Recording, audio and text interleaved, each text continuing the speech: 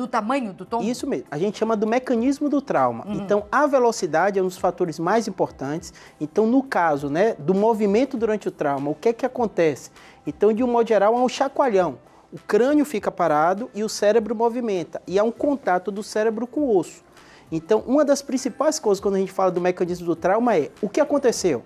Se foi num acidente de carro, mecanismo muito rápido, a velocidade muito rápida, às vezes choca carro contra carro, então você soma as velocidades.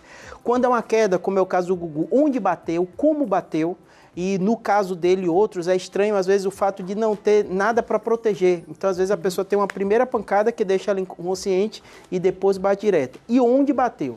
Essa região aqui, Claudete, que a gente chama região temporal, não sei como é aqui em São Paulo, mas na Bahia chamava de fonte, né? Uma fonte, pancada. Aqui também é a mesma coisa. Que é o termo quando leigo, o bebê né? é recém-nascido, falava, cuidado com a fonte da criança. Perfeito, isso. Há uma lógica nisso, porque nessa região daqui, nessa região temporal, é um dos locais que o osso é mais frágil. Aqui? Isso, onde geralmente chama a fonte. Então, se você tem uma pancada aqui nessa região, tem uma artéria meningea que a gente chama, o osso frágil, às vezes tem um sangramento que a pessoa morre quase instantaneamente. Nossa, porque isso sangra, comprime o cérebro e dá um problema maior. Quer dizer, pode cair, pelo que eu entendi, de mais alto ou o tombo ser maior, mas bater aqui e não morrer e bater aqui e morrer. Perfeito. Tem um outro, a próxima ilustração, ela ilustra bem pra gente isso, que é justamente isso. O que aconteceu lá depois da pancada? Então, a gente deu exemplo que às vezes tem a fratura com sangramento, que é no caso disso, nessa região da fronte. Nas outras também pode acontecer, mas essa é mais grave. Pode ter um hematoma que a gente chama subdural, isso é muito forte no idoso, né?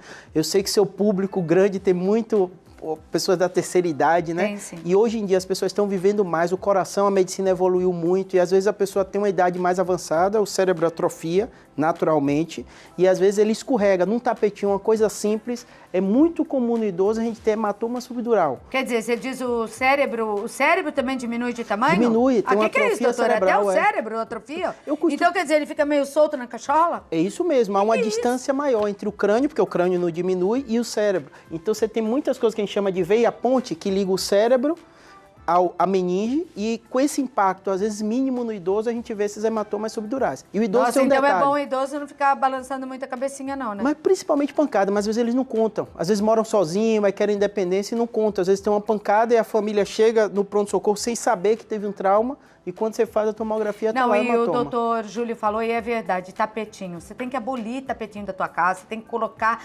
corrimão e proteção nas escadas. O tempo passa rápido e às vezes você não vê passar e acha que tem toda a agilidade do passado, porque a gente não vê tempo passar e já não tem. Uma breve tontura ali bastou para cair, né, doutor? Isso. Eu costumo dizer que a mesma coisa quando a gente vai ter filho, não muda a casa inteira e fica com cuidado. A partir de um momento que você chega acima dos 70 anos de idade, você tem que pensar o que pode acontecer aqui. Então, abolir tapetinho, ver cuidar do banheiro, tudo isso. O que você falava, o triste é saber que muitos traumatismos acontecem por causas que podem ser evitadas. Por exemplo, eu conheci, até comentei com você na época, indo num hospital em São Paulo, pessoas jovens, mulheres que estavam lá em estado vegetativo por traumatismo, porque caíram da escada limpando a casa. Essas escadinhas de 2 andares, de 3 andares maiores, né? Porque às vezes o teu pé já tá meio liso, escorregadio, e existem muitos casos de tombo de escada. Muito comum, Claudete. E nos autoimpactos, o último hematoma, para eu voltar para aí, é o hematoma intracerebral, que às vezes o impacto é tão grande,